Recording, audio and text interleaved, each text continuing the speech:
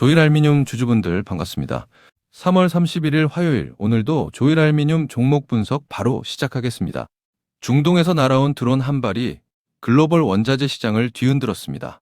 이란이 세계 핵심 알루미늄 생산 시설을 공격하면서 런던 금속거래소 가격이 단숨에 4년 만에 최고치로 치솟았거든요. 그 순간 국내 시장에서 조일알미늄이 27% 넘는 급등세를 기록했습니다. 단순한 테마 바람이었을까요? 아니면 이 회사만이 가진 구조적인 이유가 있는 걸까요?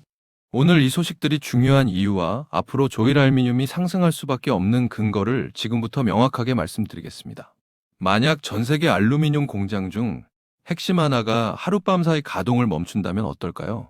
단순히 가격이 오르는 수준이 아니라 글로벌 알루미늄 시장이 공급 부족 상태로 직행하는 이야기거든요. 그게 지금 현실이 됐습니다. 이 충격이 조일알미늄과 연결되는 고리가 어디에 있는지 지금부터 하나씩 풀어드리겠습니다. 오늘은 이 세 가지를 같이 확인해 볼 거예요. 첫째, 중동 공습이 왜 알루미늄 공급망에 치명적인 균열을 만들었는가? 둘째, 런던 금속거래소 가격이 4년 만에 최고치를 찍기까지의 구조적 맥락. 셋째, 조일알미늄이 이 국면에서 단순 테마주가 아닌 이유. 세 질문에 답이 모이는 지점에서 이 종목을 주목할 근거가 선명해집니다. 첫 번째 키워드부터 바로 들어가겠습니다. 여러분도 최근 중동 전황 뉴스 자주 보셨을 거예요. 그런데 그 전쟁이 알루미늄과 이렇게 직결될 줄은 몰랐을 수도 있어요. 알루미늄은 전자제품, 자동차, 건설, 태양광 패널, 식품 포장재까지 거의 모든 산업에 들어가는 필수 소재입니다. 중동은 이 알루미늄의 핵심 생산 거점이에요. 왜 중동일까요? 천연가스 기반의 값싼 에너지 덕분에 전력 집약적인 알루미늄 재련 공정을 대규모로 운영할 수 있기 때문입니다. 그 생산 거점이 전쟁의 표적이 된 순간 가격 충격은 전 세계로 퍼지게 됩니다. 이번 공격의 표적이 누구였는지 아세요? 바레인의 알루미늄 재련업체 알바입니다.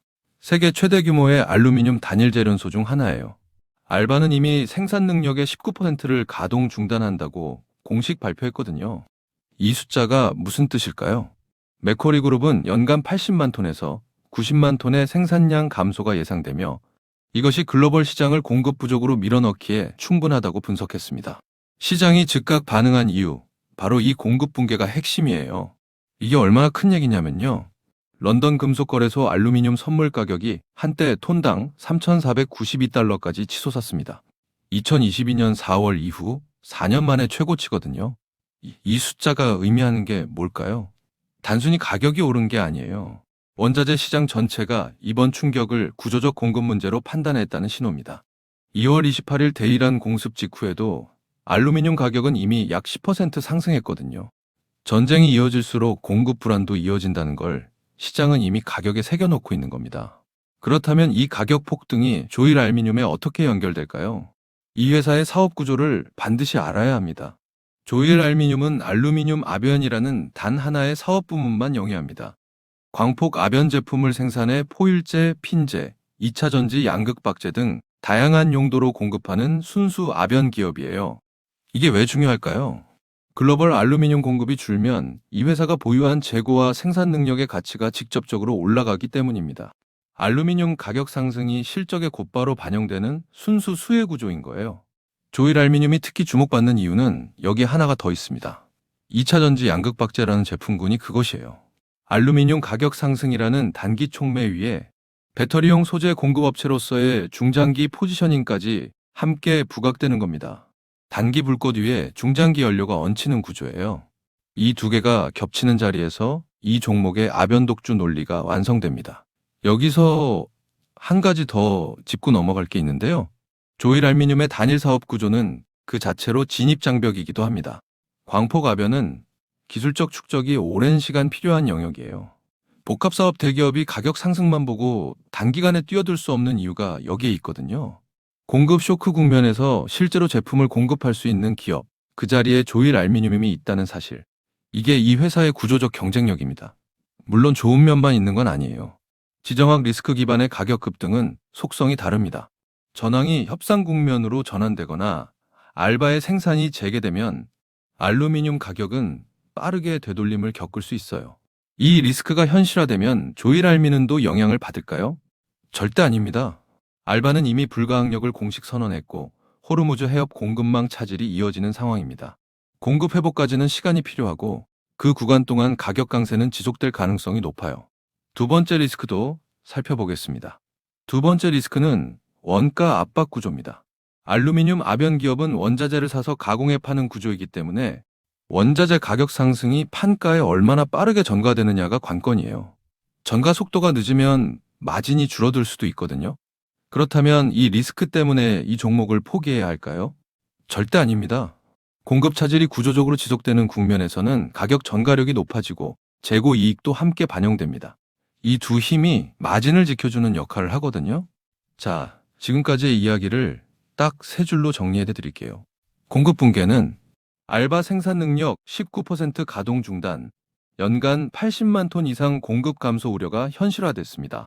가격 폭등은 LME 알루미늄 선물이 톤당 3,492달러, 4년 만에 최고치까지 치솟았습니다. 아변 독주는 단일 아변 사업에 집중한 조일 알미늄이 이 국면에서 가장 직접적인 수혜 구조를 갖고 있습니다. 그렇다면 앞으로 조일 알미늄에서 눈여겨봐야 할 변곡점은 뭘까요? 첫 번째는 알바의 생산 재개 발표 여부입니다.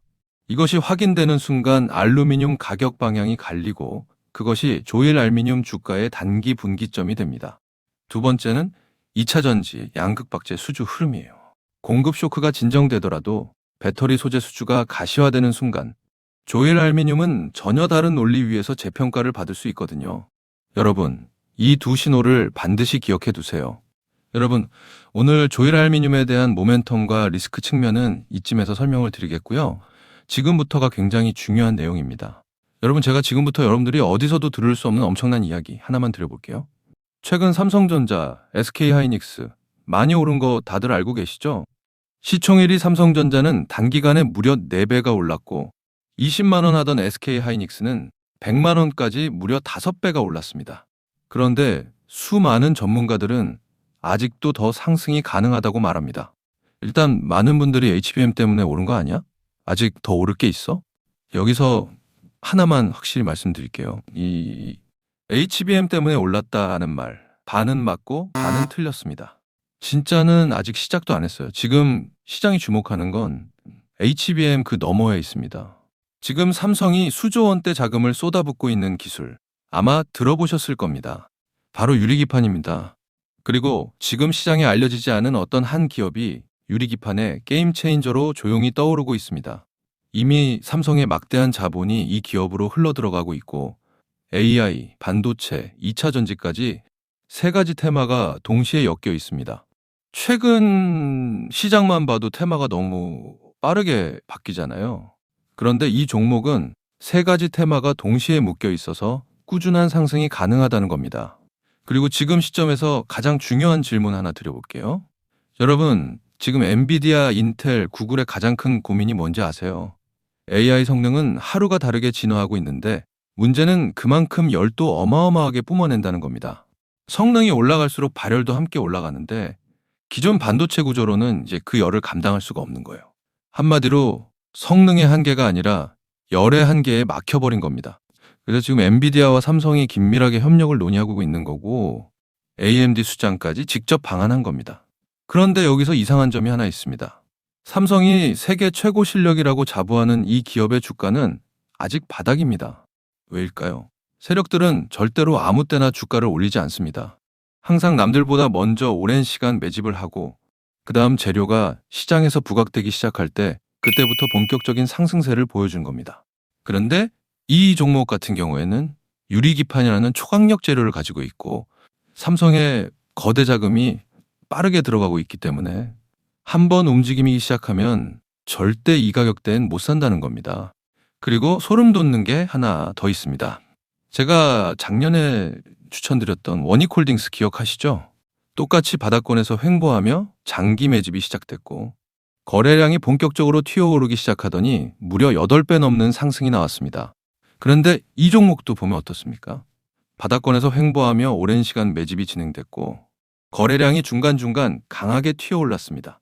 그렇다는 건 이 종목도 원익홀딩스만큼 상승이 나올 수 있다는 의미이고 거래량 볼륨이 원익홀딩스보다 더 크기 때문에 그 이상의 상승이 나올 수밖에 없다는 겁니다. 그리고 수급도 한번 보세요. 외국인과 기관들은 쉬지 않고 매수하고 있는데 개인들만 매도하고 있습니다. 전형적인 메이저 세력의 수급 패턴입니다. 게다가 최근 들어 기관들과 외국인들의 매수세가 점점 강해지고 있기 때문에 머지않아 본격적인 상승이 시작될 겁니다. 그래서 지금 시간이 얼마 남지 않은 만큼 정말 많은 고민 끝에 세력 매집주를 구독자분들께 100% 무료로 공개를 해드릴 거니까요. 대신 여러분들은 구독과 좋아요는 꼭 눌러주시고, 지금 화면에 제 개인 번호 잠시 보이시죠? 여기 있는 번호로 매집이라고 두 글자 남겨주시면 제가 직접 보내드리겠습니다. 지금까지 제가 추천드린 종목들 다들 기억하시죠? 원익홀딩스 8배. 이 수익을 가져가신 분들의 공통점이 딱 하나 있습니다. 먼저 알았다는 겁니다.